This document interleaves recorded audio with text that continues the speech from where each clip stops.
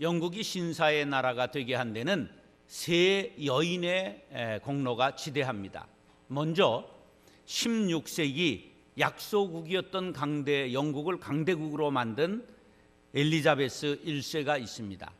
그 다음 19세기 해가 지지 않는 대영 제국을 만든 빅토리아 여왕이 있습니다. 그리고 20세기 영국이 노쇠해 병들고 경제적으로 장기적 침체에 빠져 있을 때 영국을 회복시킨 마가렛 대처 수상이 있습니다. 빅토리아 여왕 때 외국의 원수가 영국을 국빈 방문했습니다.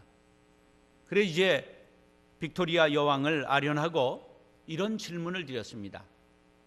지난날 가난하여 자체 식량도 조달할 수 없었던 영국이 세계 최강의 나라가 될 수 있었던 비결이 무엇입니까?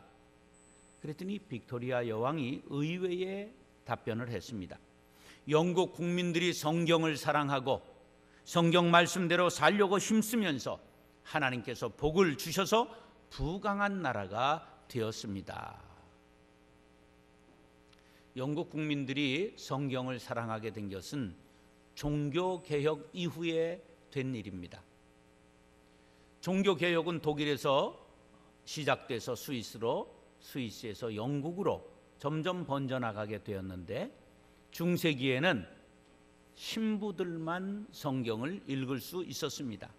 그리고 신자들은 성경을 읽을 수 없도록 우민화 정책을 펼쳤습니다. 종교개혁의 구호는 성경으로 돌아가자, 근본으로 돌아가자고 하는 것입니다. 그래서 성경을 읽기 시작했습니다. 개인이 변화되었습니다. 사회가 변화되었습니다. 온 나라가 변화된 것입니다. 오늘은 전 세계 교회가 함께 지키는 성서주일입니다. 하나님의 말씀을 간구하는 지구촌 이웃들에게 성경을 보내는 일에 기도와 헌금으로 동참하는 날입니다. 동시에 성경의 소중함을 다시 한번 마음에 되새기며 성경을 읽고 듣고 말씀을 따라 살아가리라 다짐하는 날이기도 합니다. 그런데 왜 하필이면 성서주일을 대림절 한가운데인 이 12월 둘째 주일에 지키는가? 여기에는 신학적인 의미가 있습니다. 말씀이 육신이 되어 우리 가운데 오신 분이 예수님이십니다. 그러므로 그 말씀이 육신이 되어 우리 가운데 오신 예수님이 오신 것 감사하는 대림절, 주님 앞에 감사하며 복음을 아직도 듣지 못하고 있는 이웃들에게 말씀을 우리가 끊임없이 전하리라, 그러한 신학적 다짐을 하는 기회가 성서주일인 것입니다. 지금 세계에는 6,600개의 언어가 있습니다. 그러면 몇 나라의 말로 성경이 번역되었는가? 신약 구약이 전부 번역된 숫자는 475개 언어입니다. 신약만 번역된 언어는 1240개입니다. 단편복음, 마태나 마가 이렇게 쪽복음이라고 하는데 그렇게 번역된 것은 823곳입니다. 그리고 합하면 2538개의 언어로 성경이 번역되었습니다. 그렇고 보면 아직도 4,000개나 되는 언어가, 성경이 번역되지 않은 언어가 있다는 놀라운 사실입니다. 지난 1년간 세계적으로 몇 권의 성경이 팔렸느냐 하면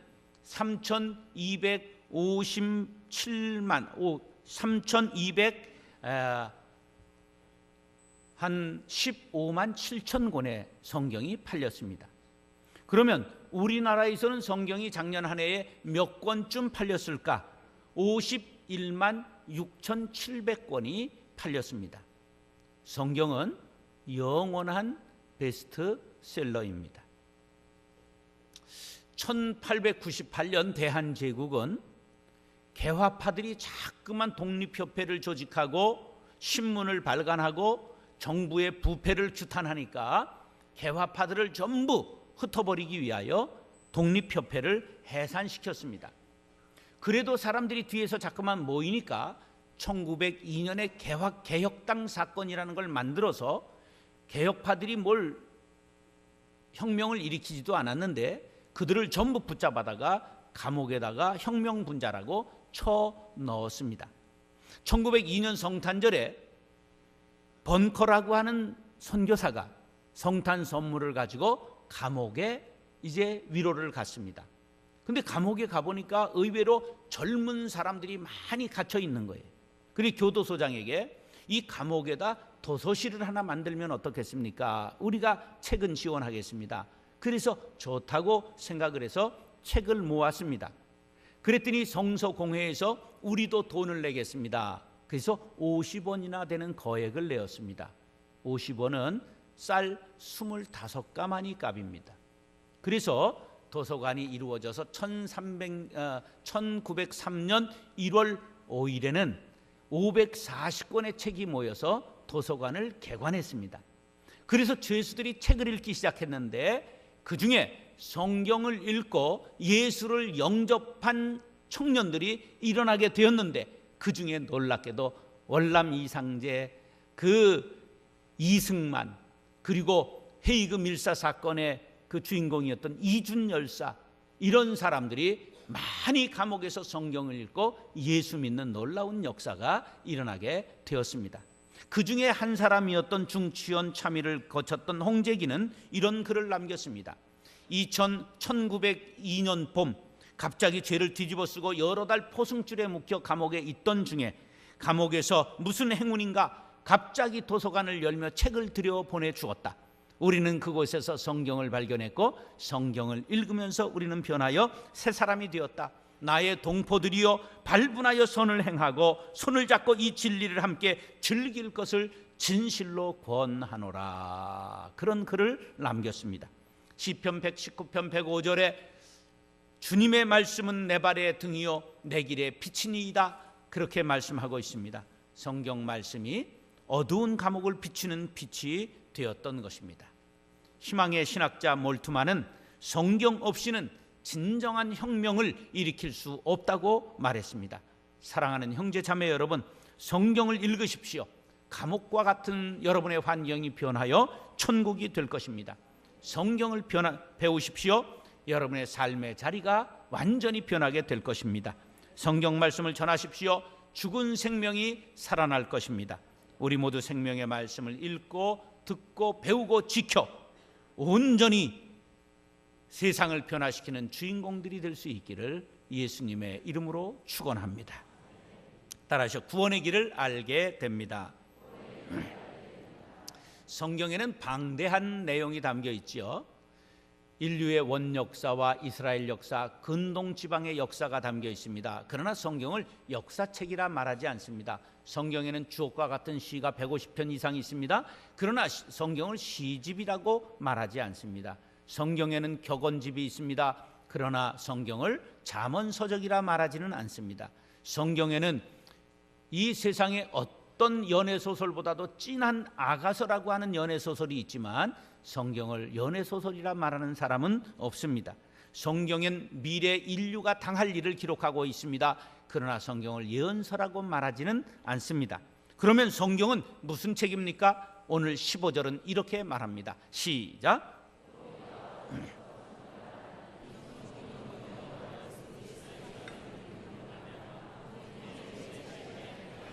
그렇습니다. 성경은 구원에 이르는 길을 가르쳐주고 있는 책입니다.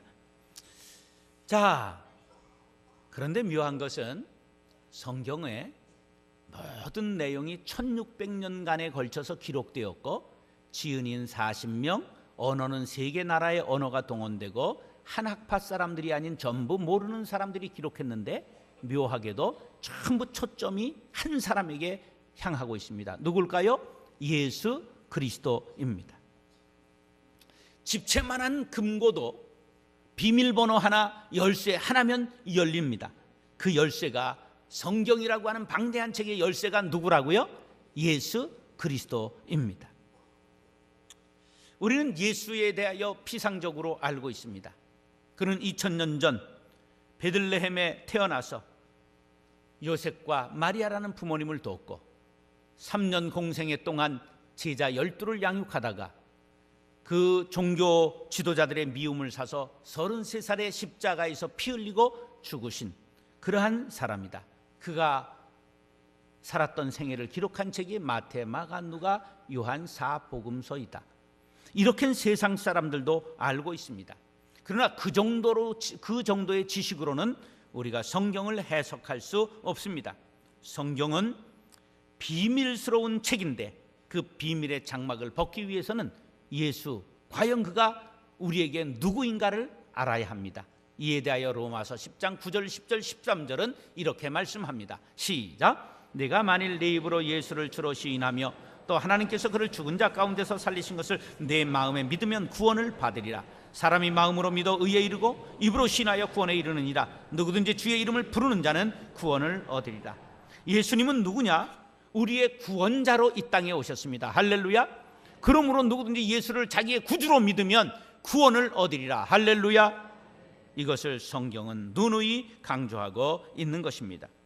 이러한 관점을 가지고 성경을 보면 성경의 내용이 하나하나 풀리기 시작합니다. 이런 관점을 구속사적인 관점이라고 말합니다. 성경의 역사적 교훈적 사건과 내용을 하나님의 계시와 예수 그리스도의 십자가 사건을 중심으로 해석하려는 관점을 구속사적 관점이라 그렇게 말합니다. 자, 그러면 구속사적인 관점을 가지고 한 사건을 해석해서 이해를 돕고자 합니다. 이스라엘 백성들이 출애굽한 후에 광야를 40년간 맴돌다가 가나안 땅으로 들어가기로 결정하고 여호수아 대장의 뒤를 따라서 지금 가나안을 향해 행진합니다. 그러다가 처음 만나는 큰 성이 나타나는데 그 성의 이름이 뭐죠? 여리고성입니다. 여리고성은 인류 역사 중에 가장 오래된 도성이요, 아주 엄청난 성벽을 둘러싸여 있는 성이었기 때문에 이스라엘이 함부로 쳐들어갈 수 없었습니다. 그래서 날쌘돌이 2명을 뽑아서 이제 야간을 타서 거기에 정탐을 보냅니다. 그들이 잠입에 성공해서 어디에서 유숙했느냐면 라헬 카페라고 하는 주점에 들어가서 거기에서 이제 유숙을 했는데 수상하게 여긴 사람이 밀고를 해가지고 군인들이 이제 잡으러 왔습니다. 그러자 이 라합이라고 하는 기생이 기지를 발휘해서 수상한 사람들 여기 없냐? 그랬더니 예, 수상한 사람들이 다가올 때 제가 소리를 들으니까 수상한 사람들이 절로 갔습니다. 수상한 사람은 교회로 안 오고 절로 가는 경향이 있어요. 이제 저리로 갔습니다. 그래 따돌리니까 이 군인들이 전부 그를 추격해 갔습니다. 그래 이제 지붕 위에 3대를 말리는 속에 숨겨놨는데요, 이제 빨리 줄을 타고 도망가십시오. 그래 피신을 가리켜 주니까 그들이 그냥 가려고 하니까 허리춤을 딱 잡으면서 약속을 하고 가야지 그냥 가면 어떻습니까? 여러분들이 당신들이 반드시 우리 성을 무너뜨리고 우리를 멸망시킬 것인데 그때 나와 내 아버지의 집을 구원해 줘야 되지 않겠느냐. 그랬을 때 정탐꾼들이 그러면 너의 집 창문에다가 무엇을 달아라? 붉은 줄을 달아라. 그래서 약속대로 붉은 줄을 달았습니다. 여호수아 2장 21절 시작. 라합이 이르되 너희의 마음대로 할 것이라 하고 그들을 보내어 가게 하고 붉은 줄을 창문에 매니라. 그래서 여리고성을 그들이 쳐들어왔을 때 암호명이 뭐였냐? 붉은 줄 작전이었어요. 그래가지고 다 이제 성을 돌고 여리고성이 무너지고 그들을 공격할 때 붉은 줄이 달려있는 그 집만 살려주었다. 그래서 살몬이라고 하는 연호라고 하는 총각하고 결혼해가지고 이제 아이를 낳게 되니 그 중에 바로 다윗이 나왔고 그 후손 중에 누가 태어났다? 예수님이 태어났다. 그러한 내용입니다. 그러면 여기 붉은 줄은 무엇을 상징할까요? 예수님의 보혈을 상징하는 것입니다. 바로 붉은 줄을 내리고 그것을 붙잡아 라합이 산 것처럼 우리가 예수님의 보혈을 믿고 의지할 때 구원받게 된다는 사실을 믿으시기 바랍니다. 이렇게 보는 방법을 구속사적인 방법이라 그렇게 말하는 것입니다. 성경에는 이렇게 예수 탄생 1400여 년 전의 사건 속에서도 이미 예수님의 보혈을 이야기하고 있는 것입니다. 사랑하는 형제 자매 여러분, 성경은 예수 그리스도가 유일한 구원자임을 가르쳐주는 구원의 길을 가르쳐주는 말씀입니다. 우리가 성경을 읽고 구원의 길 되시는 예수님을 따라 천국에 이룰 수 있게 되기를 예수님의 이름으로 축원합니다. 따라서 영혼의 양식입니다. 자, 사람이 기록한 책을 왜 하나님의 말씀이라고 하느냐? 그것은 16절에 답이 있습니다. 시작. 모든 성경은 하나님의 감동으로 된 것으로 교훈과 책망과 바르게 함과 의로 교육하기에 유익하니. 아멘. 자, 성경은 몇 년간에 걸쳐 기록되었다고요? 1600년간에 걸쳐서 기록되었습니다. 그리고 지은 사람, 저자는 기록자라고 말하는데 40명이 동원되었어요. 그들 중에는 선지자, 예언자, 왕, 제사장, 목동, 어부, 의사, 박사, 여러 뽕나무 키우는 사람, 이렇게 많은 직종의 사람들이 있었고 언어는 세 나라 언어가 동원되었습니다. 그들은 유대 땅, 헬라 땅 여러 곳에 퍼져서 살기도 했습니다. 그런데 어떻게 우리가 귓속말 이어달리기를 하면 이 앉은 사람이 복남인의 어린아이 감기 들렸다 이렇게 말하면 10명 중 가서 돌아오는 사람은 복남인의 어린아이 감기 들려 뒤졌다 이렇게 나옵니다. 한 자리에서 귓속말로 이어달려도 다른 말이 나오거든 1600년 언어가 다르고 지역이 다르고 직업이 다른 사람들이 짜고 친 적이 없는데 전부 주제가 오실 예수님, 오신 예수님, 다시 오실 예수님 이렇게 집중되어 있는 것은 하나님의 감동이 아니고는 있을 수 없는 일이라는 사실입니다. 이것을 성경의 통일성 그렇게 말하는 것입니다. 그런데 왜 그러면 이러한 말씀을 우리에게 주셨느냐? 바로 사람은 떡으로만 사는 것이 아니라 하나님의 말씀으로 사는 영적인 동물이기 때문에 영혼의 양식으로 성경 말씀을 주셨다는 사실을 믿으시기 바랍니다. 자, 이 한강이 마르면 어떻게 하느냐 하면 소양강댐을 엽니다. 그럼 소양강댐이 의암댐을 차게 합니다. 의암댐이 열립니다. 팔당댐이 찹니다. 팔당댐이 열면 말랐던 한강이 물이 흐르게 되는 것입니다. 우리가 영혼이 삐삐 말라도 하나님의 말씀을 우리가 먹으면 우리의 영혼의 수원지가 가득 차게 되고 생수가 우리의 배에서 흘러나와 우리의 영혼이 살게 된다는 사실을 믿으시기 바랍니다. 요한복음 6장 27절 35절 시작. 썩을 양식을 위하여 일하지 말고 영생하도록 있는 양식을 위하여 하라. 이 양식은 인자가 너희에게 주리니 인자는 아버지 하나님께서 인치신 자니라. 예수께서 이르시되 나는 생명의 떡이니 내게 오는 자는 결코 줄이지 아니할 터이요 나를 믿는 자는 영원히 목마르지 아니하니라. 아멘. 예수님은 생명의 양식으로 이 세상에 오셨습니다. 누구든지 예수님을 영접하고 그를 주인으로 모시면 영혼이 부여해진다는 사실을 믿으시기 바랍니다. 인간은 다른 동물들과 달라서 영혼의 주머니가 있습니다. 하나님께서 사람을 창조하실 때 흙으로 빚으신 다음에 그 코에 무엇을 불어넣으셨다고요? 생기를 부어 넣으시니 생명이 된지라. 우리는 영혼이 있는 존재입니다. 그러므로 우리는 말씀으로 영혼을 채울 때만 바르게 풍성하게 살아갈 수 있는 것입니다. 여러분, 하나님의 말씀을 읽고 듣고 지키는 복된 사람들이 될 수 있기를 축복합니다. 마태복음 4장 4절 시작.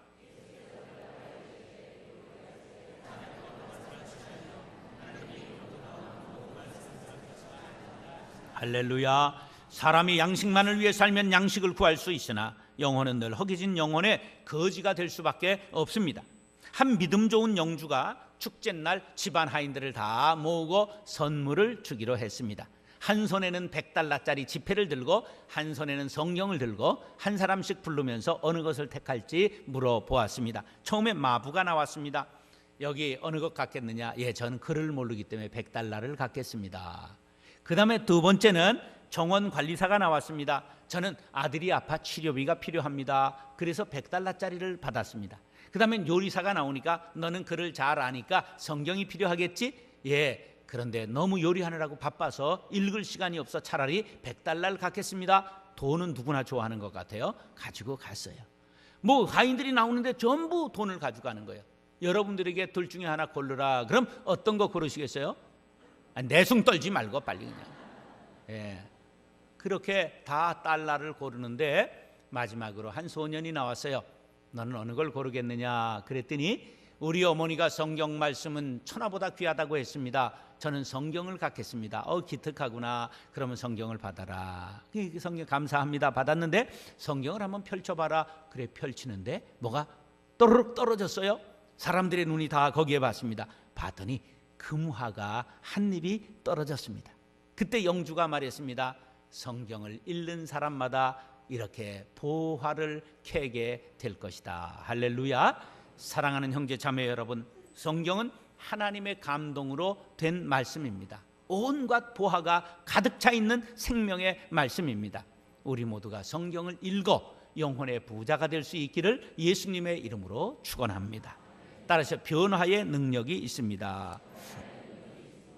자, 성경을 읽으면 영혼이 부여해지고 우리가 새 사람으로 변화되고 온전히 능력 있는 일을 행하는 사람이 된다고 오늘 17절에 이렇게 기록하고 있습니다. 시작. 이는 하나님의 사람으로 온전하게 하며 모든 선한 일을 행할 능력을 갖추게 하려 함이라. 성경 말씀에는 변화의 능력이 있다는 말입니다. 해적 출신의 앵글로색슨족을 신사의 나라로 만들었습니다. 탕자 어거스틴은 로마서 13장 13절을 읽다가 고꾸라졌습니다. 시작. 낮에와 같이 단정히 행하고 방탕하거나 술 취하지 말며 음란하거나 호색하지 말며 다투거나 시기하지 말고. 그는 벌써 20살 때 애를 낳은 방탕하였습니다. 조로아스터 교회 배화교회에 심취해 있었습니다. 온갖 못된 짓을 다 했지만 그가 이 말씀 앞에 고꾸러진 후에 탕자가 변하여 성 어거스틴이 되었던 것입니다. 우리도 말씀을 온전히 내 것으로 취하고 그대로 살면 변하여 새 사람, 능력 있는 사람이 될 줄로 믿습니다. 월레스라는 사람은 남북전쟁의 영웅입니다. 사단장이었는데요, 전쟁이 끝난 다음에 그가 변호사가 되었어요. 정치가가 되었습니다. 터키 대사를 역임했습니다. 이 사람은 불신 정도가 아니라 아주 기독교를 비난하고 기독교 박멸에 앞장선 사람이었습니다. 혼자로는 안 되니까 사람들을 모았습니다. 반기독교적인 인사를 전부 모아서 우리가 성경의 허구성을 한번 밝혀보자. 그래서 얼마나 열심히 했는지 유럽의 도서관을 뒤졌어요. 그리고 와서 미국의 유명한 도서관을 전부 두시면서 이제 반기독교적인 서적을 찾아내고 연구를 하는데, 그래도 성경을 보지 않으면 반박할 수가 없으니까 성경을 현미경을 들여대듯 자세하게 보기 시작했습니다. 그가 창세기를 읽고 출애굽기, 레위기, 민수기 쭉 읽어 내려가는 중에 마음이 녹아내리기 시작했습니다. 드디어 산상수훈을 읽었습니다. 눈물이 흘러내렸습니다. 마태복음 십자가 앞에 섰습니다. 그가 무릎을 꿇고 말았습니다. 예수님, 주님이 나를 위해 십자가 지신 것을 믿습니다. 나를 용서해 주십시오. 고백하게 되었습니다. 변하여 새 사람이 됐습니다. 완악하고 비판적이었던 불신의 마음에 예수 그리스도의 구속의 사랑이 강물처럼 흘러내렸습니다. 하염없이 주님 품 안에서 눈물을 흘렸습니다. 그가 기독교를 농락하려던 붓을 꺾고 기독교를 알리기 위한, 예수를 전하기 위한 글을 쓰기 시작했습니다. 소설이 완성되었습니다. 그것을 본 영화 감독이 이것이야말로 영화하면 히트를 하겠다. 그래서 영화를 만들었습니다. 많은 사람이 보고 감동을 받았습니다. 아카데미 영화상 11개 상을 노미네이트한 유명한 벤허는 바로 그렇게 나온 작품이었던 것입니다. 성경 말씀에는 변화의 능력이 있기 때문입니다. 살인마를 회개시키고 대도를 변화시키고 창녀를 성녀로, 탕자를 성자로, 해적을 신사로, 깡패를 목사로, 무신론자를 신자로 만드는, 새롭게 변화시키는 능력이 말씀에 담겨 있습니다. 말씀은 살아 오늘도 역사하기 때문입니다. 히브리서 4장 12절 13절 시작.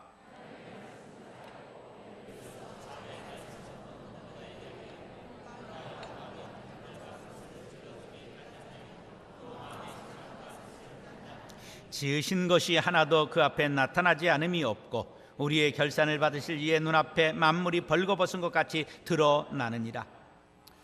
여러분들 중에 아직도 내 아들은 안 된다, 우리 부모님은 안 된다, 남편 안 된다, 우리 마누라는 안 된다, 그렇게 마음의 문을 닫고 계신 분은 없으십니까? 빗장을 푸시기 바랍니다.